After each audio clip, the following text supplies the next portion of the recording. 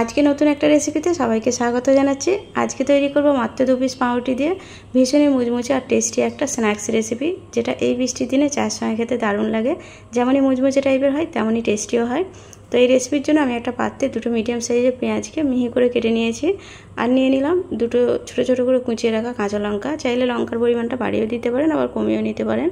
আর দিয়ে দিলাম স্বাদ মতো নুন, আর দেবো সামান্য একটু গরম মশলা গুঁড়ো। যেহেতু এতে আমি ডিম দেবো তার জন্য ডিমের গন্ধটা দূর করতে এবং গরম মশলা দিলে কিন্তু খেতেও ভালো লাগে, তার জন্য সামান্য একটু দিয়েছি।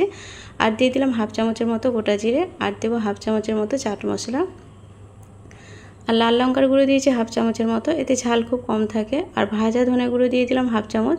তো চাইলে ভাজা ধনে গুঁড়ো না দিয়ে ভাজা জিরে গুঁড়ো দিতে পারেন। তো সব কিছু মিশিয়ে নিচ্ছি। মিশিয়ে নেওয়ার পর এতে একটা ডিমকে ভেঙে দিয়ে দেবো। তো ডিমটা আমি আগে বাটিতে ভেঙে নিয়েছি, তারপর দিচ্ছি। অনেক সময় ডিম খারাপও বেরিয়ে যায়, তার জন্য বাটিতে ভেঙে নিলেই ভালো। আর দিয়ে দেবো একটা বড় চা চামচের 1 চামচের মতো চালের আটা। চালের আটাটা দিলে অনেক বেশি ক্রিস্পি হয়। তো সব কিছু মিশিয়ে নিচ্ছি। মিশিয়ে নেওয়ার পর এটাকে আমি ভাজার জন্য রেডি করব। আর চাইলে কিন্তু চালের আটার জায়গায় হালকা একটু বেসন দিতে পারেন, মানে 1 চামচের মতো বেসন দিলেও খেতে ভালো হয়। যেহেতু এতে পাউরুটি থাকবে আর ডিমটা থাকার জন্য বাইন্ডিংয়ের কাজ করবে, তার জন্য বেসন না দিলেও হবে। আর চালের আটা না থাকলে সেই জায়গায় বেসন দিতে পারেন। এরপর ওটাকে সাইডে রেখে আমি একটা পাত্রে জল নিয়েছি। এরপর দুটো পাউরুটি নিয়েছি। এটা টাটকা হলেও খুব ভালো হয়, আমি টাটকা দিয়েই করছি। আর যদি বাসি থাকে তাহলেও অসুবিধা নেই, বাসি দিয়েও করতে পারেন, একই স্বাদ হবে। বাসি হলে একটু সময় নিয়ে মানে জলের মধ্যে ভিজিয়ে রাখতে হবে। টাটকা কিন্তু একবার দেওয়ার সঙ্গে সঙ্গেই এই পাউরুটিটা অনেকটা নরম হয়ে গেছে, তার জন্য খুব বেশি সময় নিয়ে জলের মধ্যে ভিজিয়ে রাখলে হবে না, একবার ডুবিয়েই কিন্তু তুলে নিতে হবে, তা নাহলে অনেক বেশি নরম হয়ে যাবে।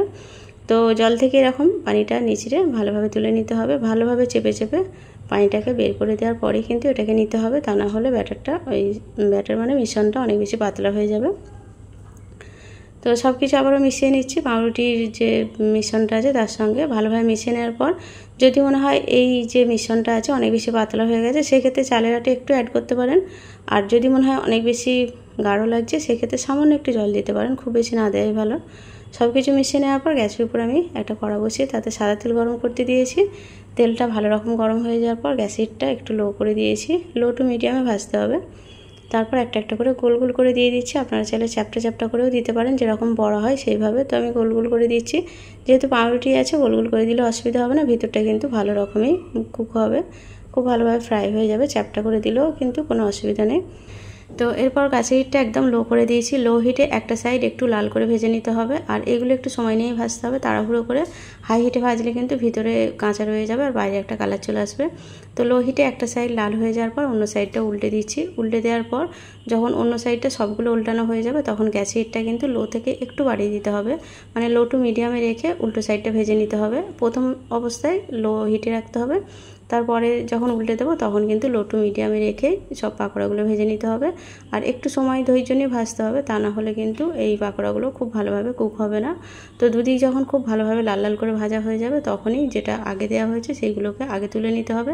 তো আমি প্রায় সবগুলোই একসঙ্গে টপ টপ করে দিয়ে দিয়েছি, তার জন্য কিন্তু একটা যেটা সবার আগে আছে সেটা একটু অনেক বেশি লাল হয়ে গেছে, সেটা আগে তুলে নিতে হবে।